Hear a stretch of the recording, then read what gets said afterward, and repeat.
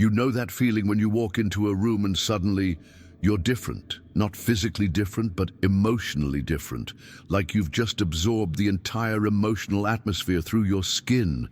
Your mood shifts without warning. Your energy changes. Your thoughts aren't even your own anymore.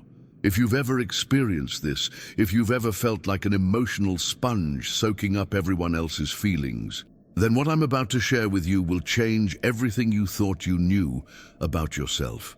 And I need to warn you right now. Once you see what Carl Jung discovered about this phenomenon, you can never unsee it. The person you think you are, they might not even be real. See, most people think being sensitive to others' emotions is a gift. They call themselves empaths. They wear it like a badge of honor. But Jung, the brilliant Swiss psychiatrist who gave us concepts like the collective unconscious and psychological types, he discovered something terrifying about emotional absorption, something that modern psychology still struggles to fully comprehend. Here's what nobody tells you. When you absorb other people's emotions, you're not just being sensitive. You're losing yourself. Piece by piece, moment by moment, you're disappearing into what Jung called the labyrinth of the unconscious. And then the scary part? Most people don't even realize it's happening until it's too late. Let me ask you something, and I want you to be honest with yourself right now. Do you find yourself feeling anxious around anxious people, even when you have nothing to be anxious about? Do you walk into your workplace and somehow inherit the stress of your colleagues? Do you leave social gatherings feeling emotionally drained, like someone has literally sucked the life out of you? If you're nodding your head right now, if you're recognizing yourself in these words, then you need to understand what's really happening to you. Because this isn't just about being sensitive. This is about something much deeper, much more dangerous than anyone has told you.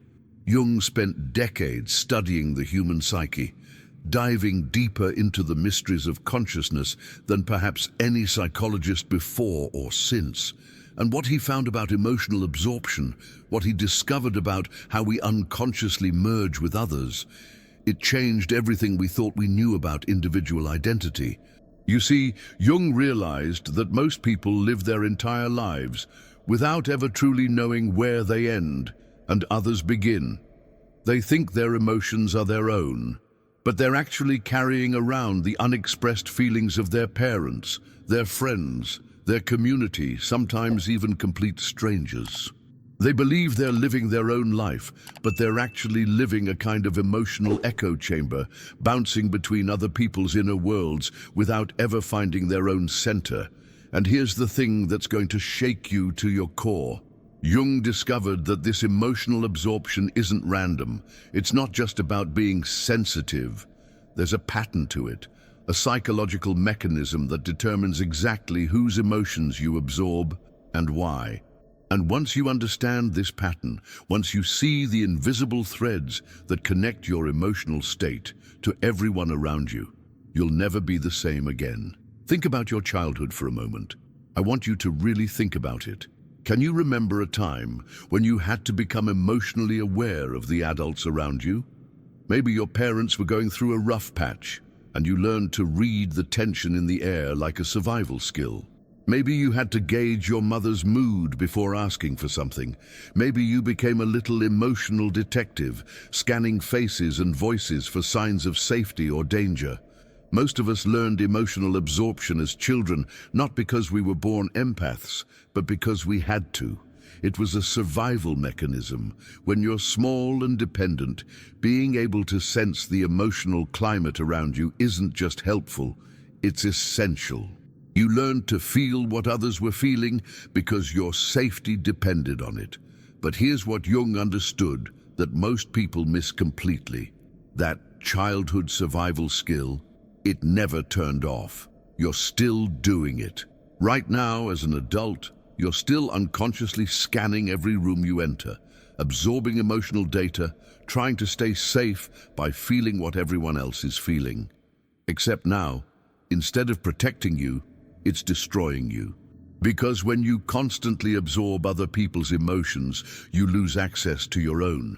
When you're always tuning into external emotional frequencies, you can't hear your own inner voice. When you're busy being everyone else's emotional barometer, you forget how to check your own weather. Jung had a term for this. He called it psychological infection. And just like a physical infection, it spreads, it grows. It takes over healthy tissue until the host, that's you, becomes completely overtaken by foreign emotional material. But the really disturbing part, the part that Jung spent years trying to understand, most people who suffer from chronic emotional absorption have no idea it's happening. They think the anxiety they feel in crowds is their anxiety. They think the depression that settles over them when they're around certain people is their depression. They think the anger that bubbles up when they're with their family is their anger. They've been living someone else's emotional life for so long, they've forgotten what their own feelings actually feel like. Let me paint you a picture of what this looks like in real life. Sarah, and I'm changing her name for privacy, but this is a real case. Sarah came to see me because she couldn't understand why she felt so miserable all the time. She had a good job, a loving relationship, hobbies she enjoyed. On paper, her life looked great, but emotionally, she felt like she was drowning. We started digging deeper, and here's what we discovered. Sarah lived with a roommate who struggled with chronic depression. Every morning, Sarah would wake up feeling fine, but within an hour of being around her roommate, she'd feel this heavy gray fog settling over her mind. She thought it was her own sadness. She thought there was something wrong with her. But when her roommate went out of town for a week, something magical happened. Sarah's mood completely shifted. The fog lifted. She felt light again, energetic, optimistic. The moment her roommate returned, the heaviness came back. Sarah wasn't depressed.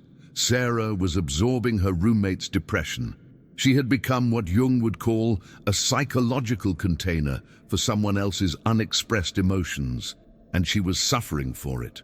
This is happening to millions of people right now. They're carrying around emotional baggage that doesn't even belong to them. They're medicating feelings that aren't theirs. They're trying to solve psychological problems that aren't even their problems to solve. And the most tragic part, they're losing themselves in the process. Every day that you absorb someone else's emotions, every moment that you let external emotional energy override your own inner guidance system, you move further away from who you really are.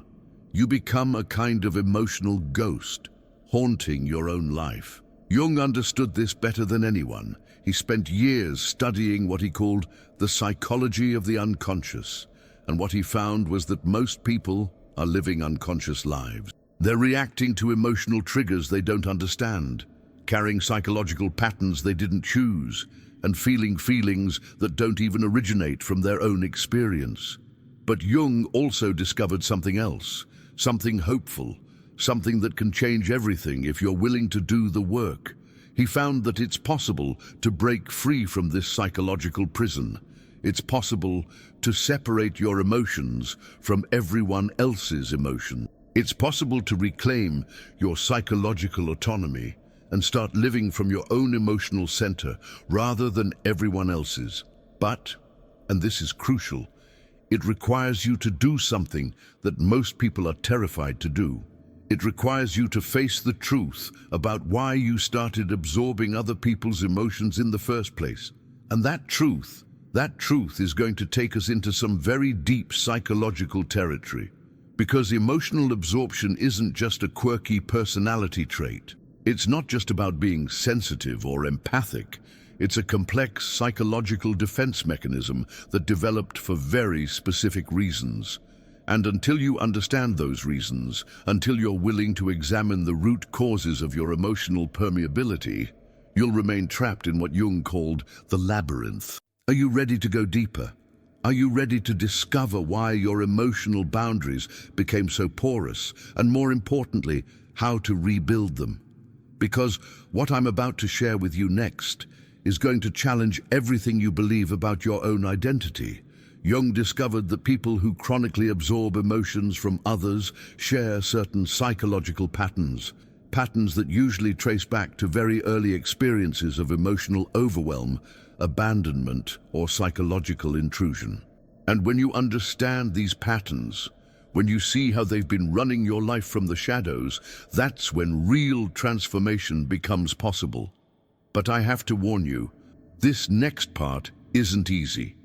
We're about to dive into the psychological underground, the hidden realm where your unconscious mind has been making decisions about your emotional boundaries since you were too young to even understand what was happening. And what we find there might be uncomfortable. It might challenge your entire understanding of who you think you are. Are you ready for that level of truth? Because once we open this door, once we step into Jung's labyrinth of the unconscious mind, there's no going back to the comfortable illusions you've been living with. The truth about emotional absorption, the truth that Jung spent decades uncovering, is this: we don't absorb other people's emotions because we're naturally empathic. We absorb them because somewhere along the way, we learned that our own emotions weren't safe to feel. Let me take you back to when this pattern first began. Picture yourself as a young child again. You're maybe 4, 5, 6 years old. You're experiencing the full spectrum of human emotion for the first time. The raw, unfiltered intensity of childhood feelings. Your joy is explosive. Your sadness is oceanic. Your anger is volcanic. This is normal. This is how children are supposed to feel. But then something happens. Maybe your parents are going through their own emotional turmoil. Maybe there's tension in the house, financial stress, marital problems, addiction, depression. The adults around you are overwhelmed by their own feelings, and they certainly can't handle the intensity of yours. So what do? You adapt. You learn to suppress your own emotional experience and tune into theirs instead. You become a little emotional detective, constantly scanning the environment for signs of safety or danger. You learn that your happiness might be too much when mom is sad. You learn that your anger might be dangerous when dad is already stressed. You learn that your fear might be burdensome when everyone else is barely holding it together. Slowly, without even realizing it, you start to abandon your own emotional reality and live in everyone else's instead. You become an emotional chameleon, changing colors to match whatever the situation requires. And the most devastating part, you lose touch with what your own authentic emotions actually feel like. Jung called this the sacrifice of the authentic self. And he understood that this sacrifice, while it might help a child survive a dysfunctional emotional environment, becomes a psychological prison in adulthood. Because here's what happens when you spend decades prioritizing other people's emotions over your own. You forget how to access your own inner guidance system.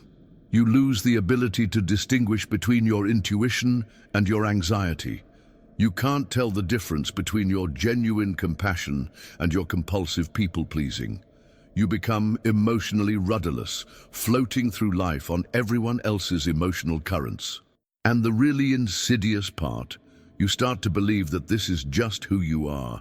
You tell yourself you're naturally sensitive or born empathic. You might even feel proud of your ability to absorb and process other people's emotions. You think you're being helpful, caring, spiritually evolved, but Jung would tell you something different. He'd tell you that chronic emotional absorption isn't spiritual, it's psychological self-abandonment. It's not empathy, it's emotional codependency. It's not sensitivity, it's unhealed trauma manifesting as boundary dissolution. Let me give you another real example. Michael, again, name changed for privacy, was a successful therapist who came to me because he was burning out. He couldn't understand why he felt emotionally devastated after every session with his clients. He thought it meant he cared deeply about his work. He wore his emotional exhaustion like a badge of honor. But when we examined what was really happening, we discovered that Michael wasn't just listening to his clients' problems. He was absorbing their emotional states completely. He would take on their anxiety, their depression, their trauma, and carry it around for days. He thought this made him a better therapist, but it was actually making him less effective and slowly destroying his mental health. The breakthrough came when Michael realized that his compulsive emotional absorption had nothing to do with professional empathy and everything to do with childhood programming. He had grown up with a severely depressed mother, and he learned early that the way to stay connected to her was to feel what she was feeling.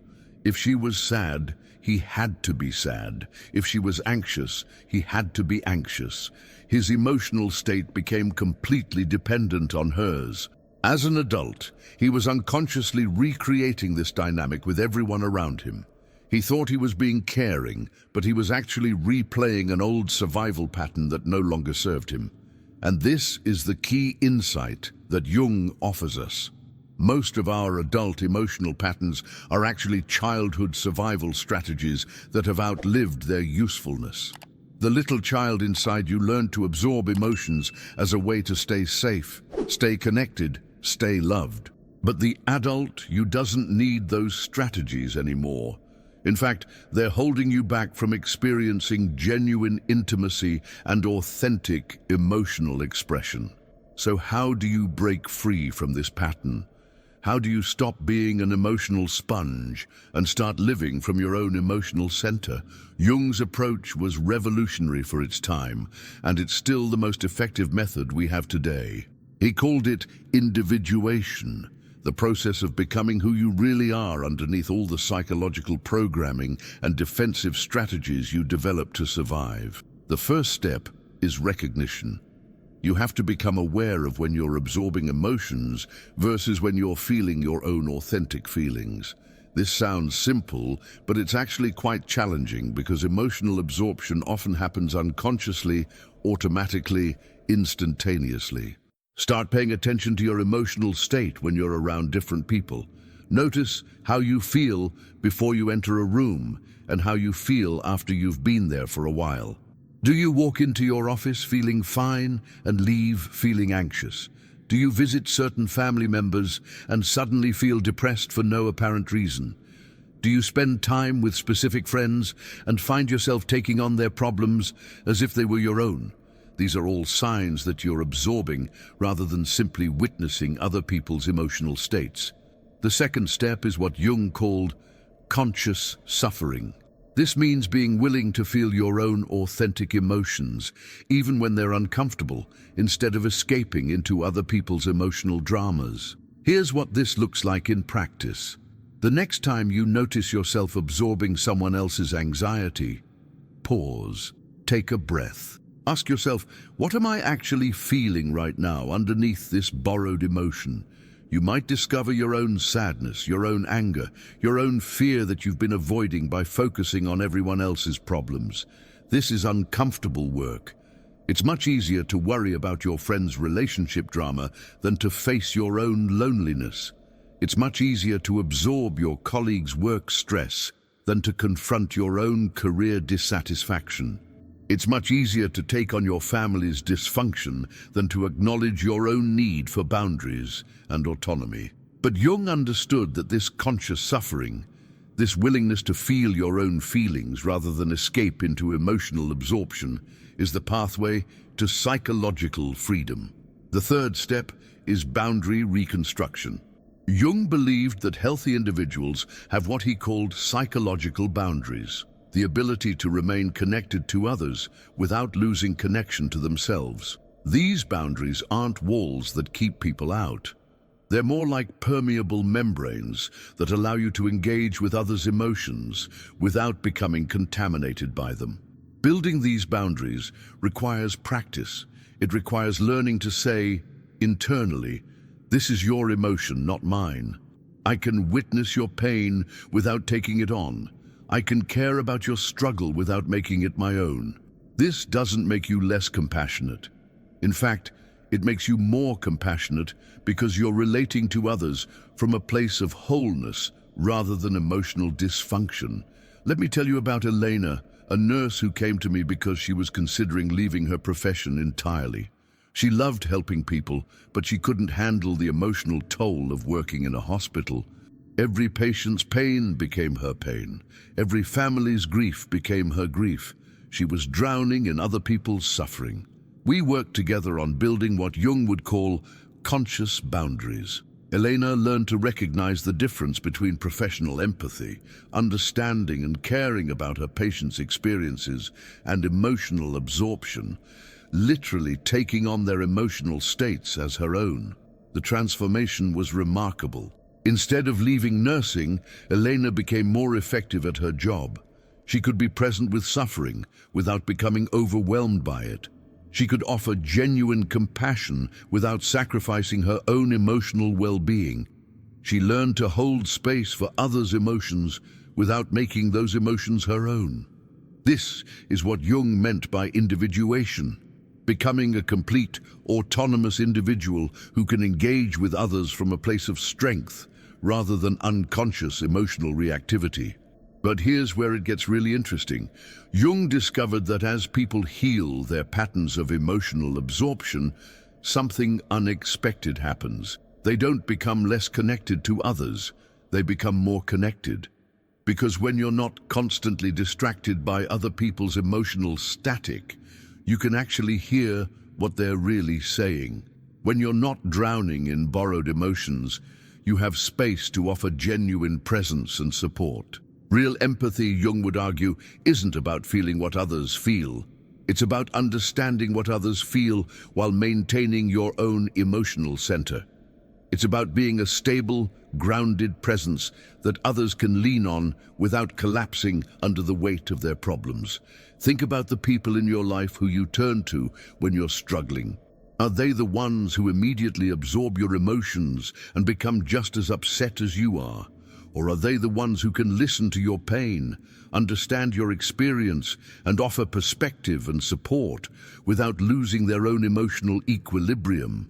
I'm guessing it's the latter, because when someone is emotionally stable and boundaried, they create a safe space for others to process their feelings without judgment or reactive absorption. This is what you can become. This is what Jung's work points toward. The possibility of being genuinely helpful to others without sacrificing yourself in the process. Now, I want to address something that might be coming up for you right now. You might be thinking, but if I stop absorbing other people's emotions, won't I become cold, disconnected, selfish? This is a common fear, and it's completely understandable. If emotional absorption has been your primary way of connecting with others, the idea of giving it up can feel terrifying. You might worry that people won't need you anymore, that they won't value your presence, that you'll lose your sense of purpose. But Jung would tell you that this fear is actually evidence of how much you've abandoned your authentic self. When your identity is built around being an emotional container for others, of course, the idea of healthy boundaries feels threatening. The truth is, when you stop absorbing other people's emotions, you don't become less loving, you become more loving, because your love is no longer contaminated by unconscious psychological patterns. Your caring is no longer driven by childhood survival strategies. Your compassion comes from choice rather than compulsion. And here's something beautiful that Jung discovered. When you heal your own pattern of emotional absorption, you give others permission to heal theirs too. When you stop playing the role of emotional sponge, the people around you are forced to develop their own emotional processing skills. You're no longer enabling their emotional dysfunction by absorbing what they're unwilling to feel. This might be challenging at first. People who are used to having you absorb their emotions might resist your new boundaries. They might tell you you've become cold or selfish or different. But Jung would say this resistance is actually a sign that you're on the right track. You're no longer available to participate in unconscious emotional patterns, and that forces everyone around you to become more conscious too. Let me leave you with this final thought, something that Jung wrote about the journey of individuation. The privilege of a lifetime is to become who you truly are. For too long, you've been living as an emotional echo of everyone around you. You've been a mirror reflecting other people's inner worlds while neglecting your own. You've been so busy absorbing external emotional energy that you've forgotten what your own authentic feelings even feel like. But that ends now. Now you understand what's been happening to you.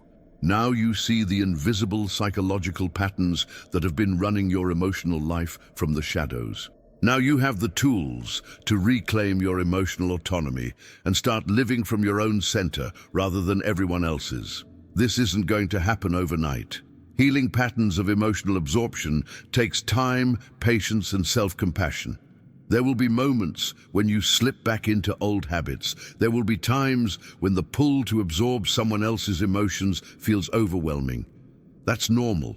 That's part of the process. But every time you choose to feel your own feelings instead of absorbing someone else's, every time you maintain your emotional boundaries instead of dissolving into someone else's inner world, every time you respond from your authentic self rather than your programmed patterns, you're taking another step out of Jung's labyrinth and into the light of your own conscious awareness. You are not responsible for other people's emotions. You are not required to carry psychological burdens that don't belong to you. You are not obligated to sacrifice your emotional well-being for anyone else's comfort. You are allowed to feel your own feelings. You are allowed to have your own emotional experience. You are allowed to be a whole, complete, autonomous individual who can love others without losing yourself in the process. This is your invitation to step into that wholeness. This is your permission to reclaim the emotional autonomy that is your birthright. This is your opportunity to finally, truly, authentically become who you really are. The labyrinth has an exit. Jung showed us the way. Now it's time for you to walk through that door and into the life you were always meant to live. A life where your emotions are your own, your boundaries are clear, and your love flows from choice rather than compulsion. Welcome home to yourself. You've been gone far too long.